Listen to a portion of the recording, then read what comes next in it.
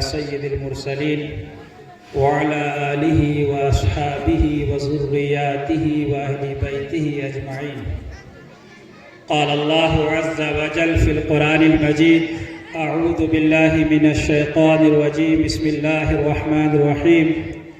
يا أيها الذين آمنوا قوا أنفسكم وأهليكم نارا وقودها الناس والحجارة. وقال النبي صلى الله عليه وسلم: كل مولود يولد على الفطرة فأبواه يهودانه أو ينصرانه أو يمجسانه كما قال عليه الصلاة والسلام. میرے محترم بزرگوں، دینی اور ایمانی بھائیوں، ابھی آپ نے بچیوں کے پروگرام کو بغور سنا اور اپنی نگاہوں سے دیکھا.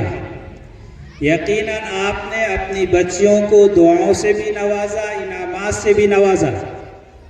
اور جب آپ کی بچیاں کامیاب ہیں، آپ کے بچے کامیاب ہیں، تو اس کا مطلب یہ ہے کہ آپ کے گاؤں کے اندر مدرسہ رحمانیہ نسواں جو عظیم خدمات انجام دے رہا ہے، وہاں ملازمین اور خدام اور ذمہ دار جو خدمات انجام دے رہے ہیں، یقیناً اللہ رب العزت نے ان کے خدمات کو قبول فرما لیا.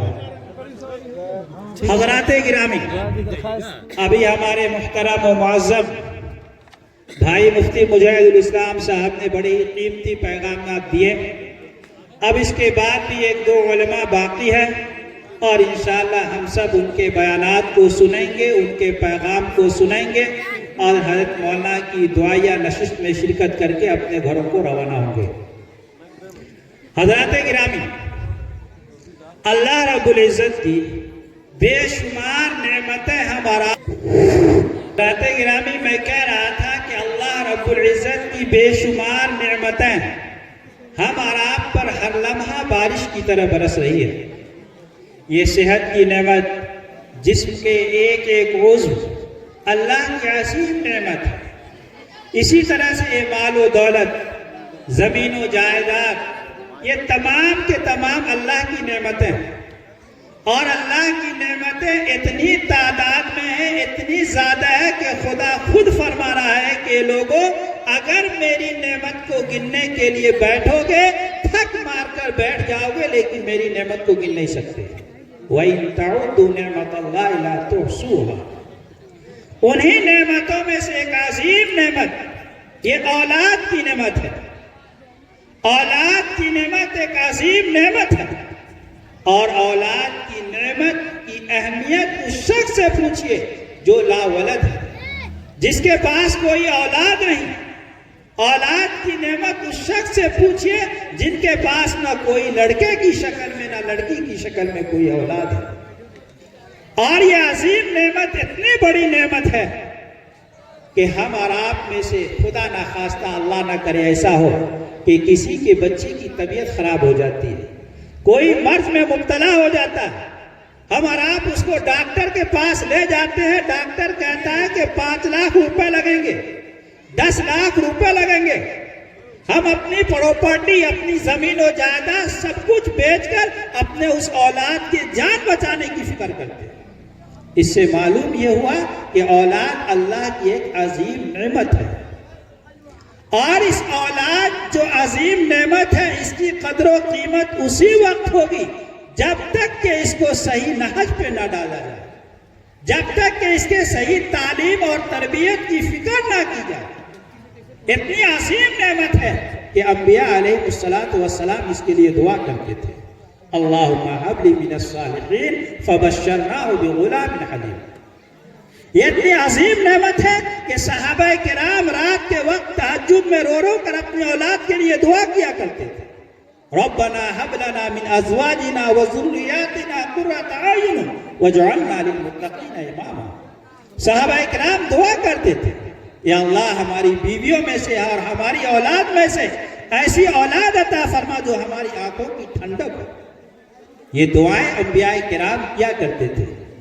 میں آپ سے پوچھنا چاہتا ہوں، آج جلسے جلوس جگہ بہ جگہ ہو رہے ہیں اور جلسے جلوس میں اشتہارات چھپتے ہیں، دعوت نامے چھپتے ہیں، اگر اسی جلسے کے اندر بہت بڑے شیخ آنے والے عرب ممالک سے اور وہ اپنے پاس ایک ایک ہیرا لے کر آئیں گے اور ہیرا لے کر آئیں گے، جلسہ میں ان کا بیان ہوگا اور جلسہ کے ختم ہونے پر دعا ہونے پر ایک ایک ہیرا ہر ایک شرکا کو وہ اپنے دست مبارک سے تقسیم کریں گے۔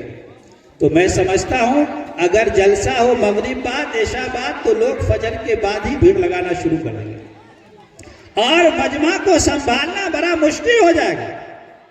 اگر میں اس علماء کی موجودگی میں یہ قسم کھا کر کہوں تو میں حانث نہ ہوں گا کہ جو ہیرے کی قیمت ہے ہمارا آپ کے نزدیک اللہ رب العزت اور ہمارے نزدیک اولاد کی اہمیت اور قیمت اس سے زیادہ ہے۔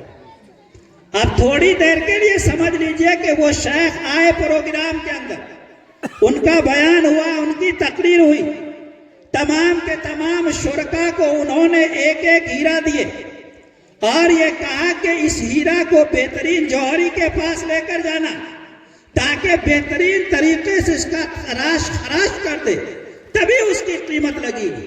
اگر تم نے بہترین جوہری کے پاس لے گیا، اچھا طریقے سے اس کو تراش اور خراش کر دیا تو وہ اس کی قیمت اربوں روپے ہوگی، لاکھوں روپے ہوں گے۔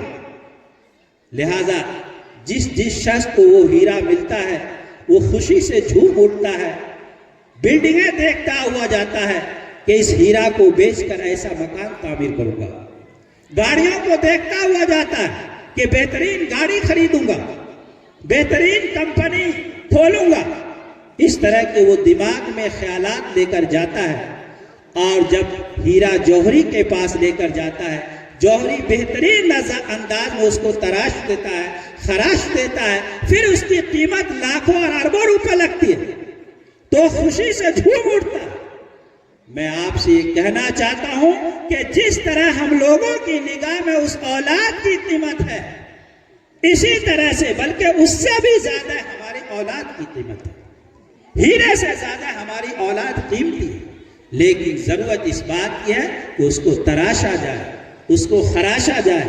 کس طرح سے اس کو تراشا جائے اس کے لیے بہترین جوہری کا انتظام کرنا پڑے گا، معلوم کرنا پڑے گا کہ کون بہترین جوہری ہے، کون اس کے ماہر ہے، اس کے لیے بہترین تعلیم گاہ کا انتظام کرنا پڑے گا، بہترین تربیت گاہ کا انتظام کرنا پڑے گا، ورنہ آج ایسے اسکول ہیں جہاں بچوں کے ایمان پر حملے ہو رہے ہیں، عقائد پر حملے ہو رہے ہیں، دین پر حملے ہو رہے ہیں۔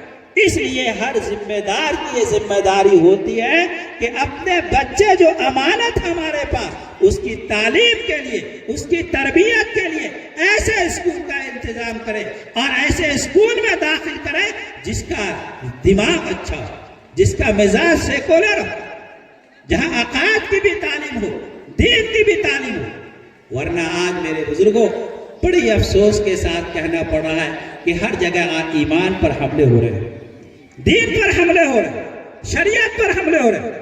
اگر آپ یہ چاہتے ہیں کہ ہمارے بچے کا ایمان محفوظ رہے تو یقیناً محفوظ ہونے کے لیے ضروری ہے کہ آپ کو اپنی ذمہ داری نبھانی پڑے گی، کیونکہ اللہ تعالیٰ نے ہر انسان کے اندر جو اولاد دیے ہے اس کے اندر یہ صلاحیت دے دی ہے کہ وہ بڑا سے بڑا انسان بن سکتا ہے، ہر اولاد کے اندر یہ صلاحیت ہے۔ اللہ کے نبی صلی اللہ علیہ وسلم نے خود فرمایا کل مولود یولد علی الفطرہ فابواہ یہودانہ او ینصرانہ او یمجسانہ، کہ ہر بچہ صحیح فطرت پر پیدا ہوتا ہے، اس کے اندر یہ صلاحیت ہوتی ہے کہ وہ بڑا سے بڑا انسان بن سکتا ہے۔ حضرت مولانا علی میاں ندوی رحمۃ اللہ علیہ اپنے طلبہ سے خطاب کیا کرتے تھے تو فرماتے تھے کہ میرے عزیزوں، تم دنیا کے اندر 3 چیز نہیں بن سکتے، 3 چیز کا تم سپنا مت دیکھنا، تم خدا نہیں بن سکتے، خدا خالق ہے، تم مخلوق ہو، تم نبی نہیں بن سکتے، نبوت کا دروازہ بند ہو چکا، اب کوئی نبی پیدا نہیں ہوگا، کسی کے گھر نبی پیدا نہیں ہو سکتا۔ اسی طرح سے تم صحابی نہیں بن سکتے۔ صحابی کہتے ہیں کہ ایمان کی حالت میں حضور اکرم صلی اللہ علیہ وسلم سے ملاقات کی ہو، لہٰذا تم صحابی بھی نہیں بن سکتے۔ اس کے علاوہ جو بھی تم چاہو، بڑا سے بڑا ولی اللہ بن سکتے ہو، بڑا سے بڑا مفسر بن سکتے ہو، بڑا سے بڑا محدث بن سکتے ہو، بڑے سے بڑے متقی اور پرہیزگار بن سکتے ہو، بڑے سے بڑے داعی